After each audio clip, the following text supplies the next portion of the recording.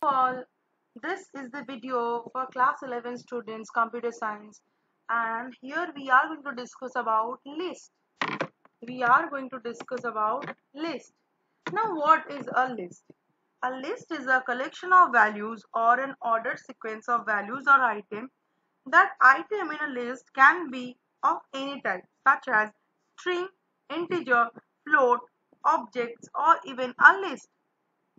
Elements of a list are enclosed in the square bracket separated by the commas.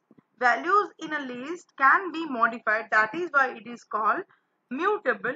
The values that make up the list are called elements. Elements in a list need not to be of same type. So this is the definition what I have just read. So if I read the definition, what we have understood from the definition is list is a collection of elements, and the elements in a list can be of different types. It can be string, it can be combination of string, integer, float, even a list. That also we can store in a list. So as we have understood that list is not at all a homogeneous kind of storage, it is a heterogeneous storage where you can store different types of data, and the element and the like an object in a list is called the element. So each of that object is separately called element of that specific list, which can be changeable. That is why, like, after defining a list, if you want that, you can change the value whenever you want to. So that is why it is called the mutable list. Like, in case of Python, lists are mutable because whenever you want, you can change the value of a list. Now we will start doing the code in list. So first we will understand how to define a list. Let me just show you the process that I'm going to define. List1 is equal to, say I'm defining a, then after 1, and then after a string I'm going to define, say it is xyz, and then after I'm going to define a float style variable, that is 10.5. So this is a list which is a combination of a character, an integer, a string, and a float variable. Now I'm going to press the enter button and my list is defined. So there is my list. So this is the way you can define a list. So one more thing I want to show it to you, that list can be a empty list too. Like if I write it like this way and if I print list2, it will show me nothing because there is no element in list2, and that is why it is printing that nothing is stored. So it is a empty list. So one more way, that as I have told you, a list can store another list. So if I write it like list3 is equal to, within that I'm going to print 89, then say 78, then say 67, and then after I am going to write list1. My motive is to store list1 within list3. That is also possible. So here, as you can see, the entire thing is already stored in list3. That list1 is already stored in list3. Instead of writing the name, you can do the same task by giving the variable to. Like the way I am doing it over here. Here you need to open another bracket where you will write whatever you want to write. Like I'm just putting the random numbers over here just to make you understand, and then after I'm just going to close the third bracket. So here I define three variables and at separate list. So let me just print that thing. So it is printed. So if you can see, there are three variable and a list. So my question is, how many elements are there in that list 3? So my answer will be 4, because itself a list is an element to the list 3. List1 or this separate list are element to the list 3. It will not be considered as 3 separate element, and I'm not going to consider that here I have 6 separate element. I am just going to consider that there in that list I have total 4 elements, 89, 78, 67 and this entire list. Now I can even create the list by the keyword list. How to create it? Let me just define another list named as list4, where I'm going to use the function list. As you can see, the color of that function has changed, has changed because it is a keyword. So here within that I'm going to define a string, say hello.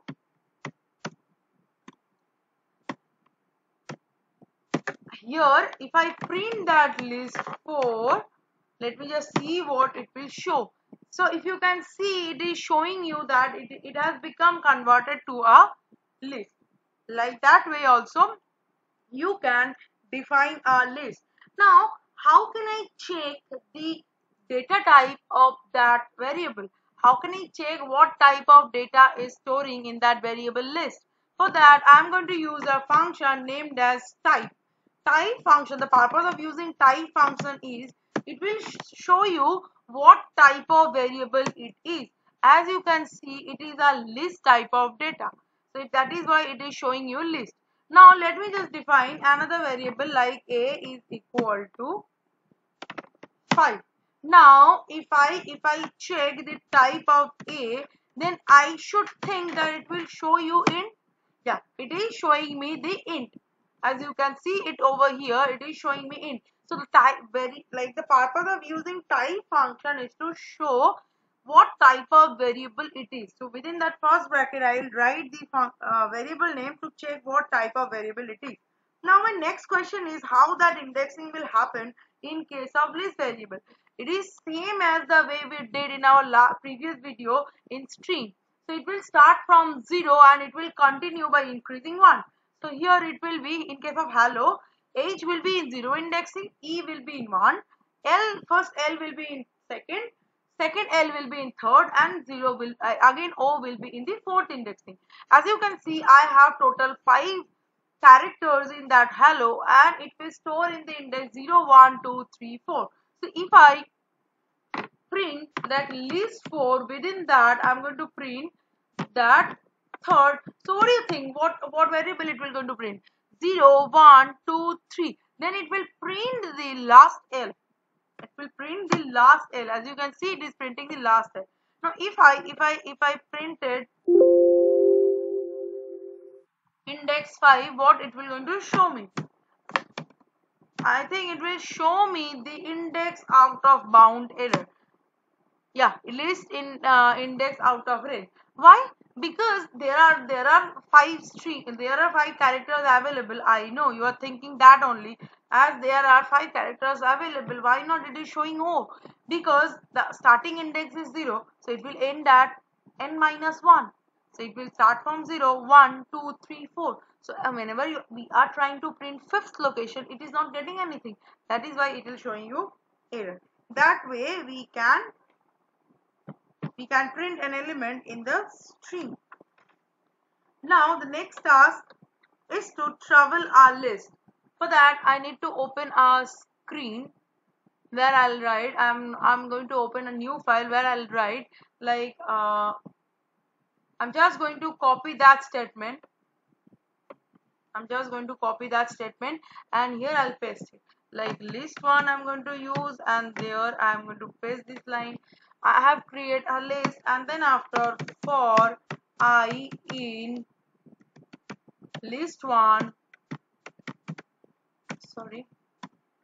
colon print I, and it's done. Let me just check whether it will show me the error or like whether I have did it correctly or not.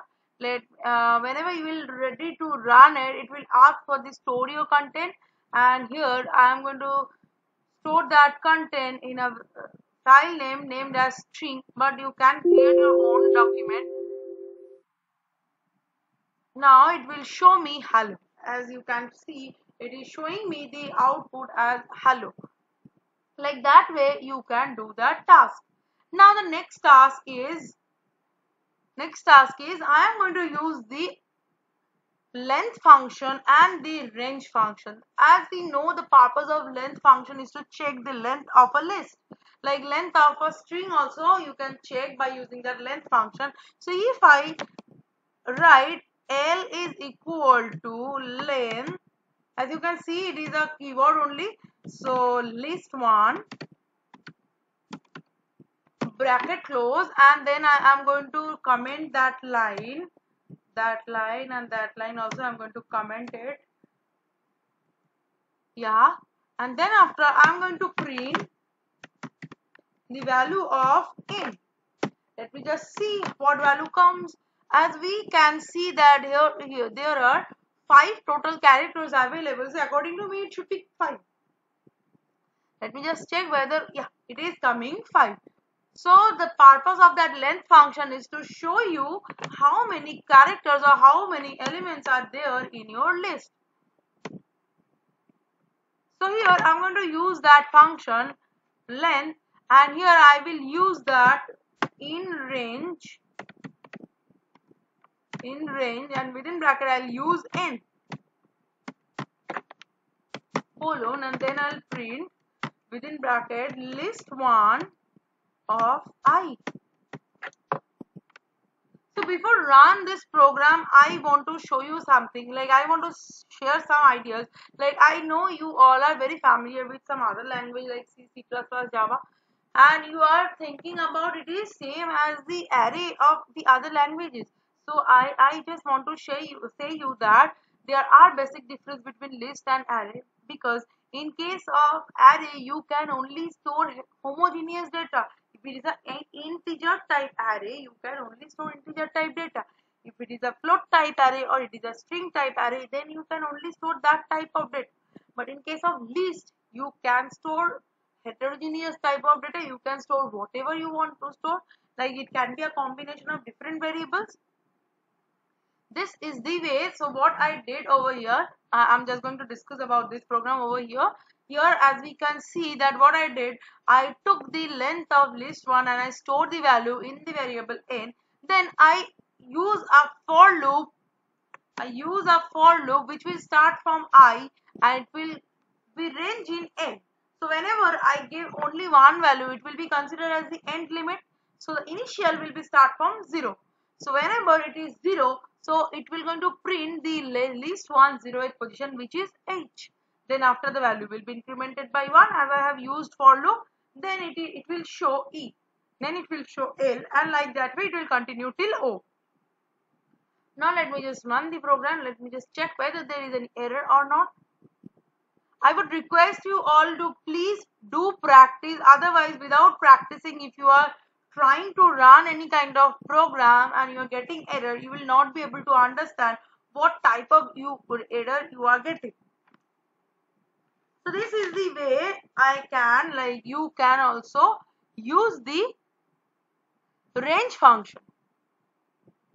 Now here I am going to discuss a very fun idea with you that I'm going to discuss, like I'm going to share list 1 is equal to, I'm going to discuss something like 5, 4, 3, 2 and 1.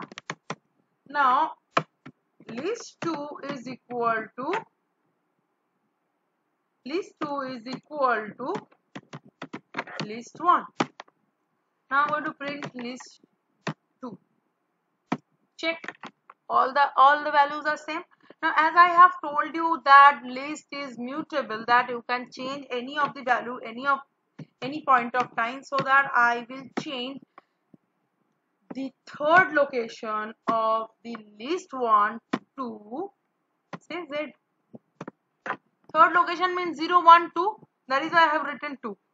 So if I now print list 1, it will show 4 5 z 2 1. Now let me just print list 2. Oh my god, what happened? Because there is also showing the same result. It is not showing that the 5 4 3 2 1. Why it is showing that? Now we have to think about it. So in case of Python, what happened? Whenever you are creating any kind of list, it will store the entire value in a memory location, and that variable will just point to that memory location. That means list 1 is just pointing to the memory location 54321. Now, whenever you are assigning another variable of list 2 named and it will store list 1, that means you are just copying the address of this list to the list 2 value. There is no two other location is created. So what is this happening? List 1 is storing the address of this list 54321. Now whenever you are writing that statement list 2 is equals to list 1, that address is going to copy in the list 2 also. Now you have changed something in list 1, right? But they both carry the same address. List 1 and list 2 both carry the same address. So all the changes on that list will also reflect in list 2 also. So this concept is very useful for proper utilization of your memory. Instead of creating another entire set of memory for a same set of list, it will just refer to that location. Now here we can do one more task. Sorry, I'm so sorry. Now here we can do one more task, that is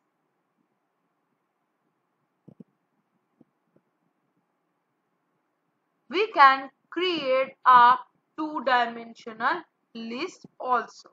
We can create a two-dimensional list also. So the concept is same as list 1. I'm going to write and I'll open two second bracket and then first bracket will be say sub1 and which is your subject maths, bracket close, comma, second 2 comma which is your subject say physics,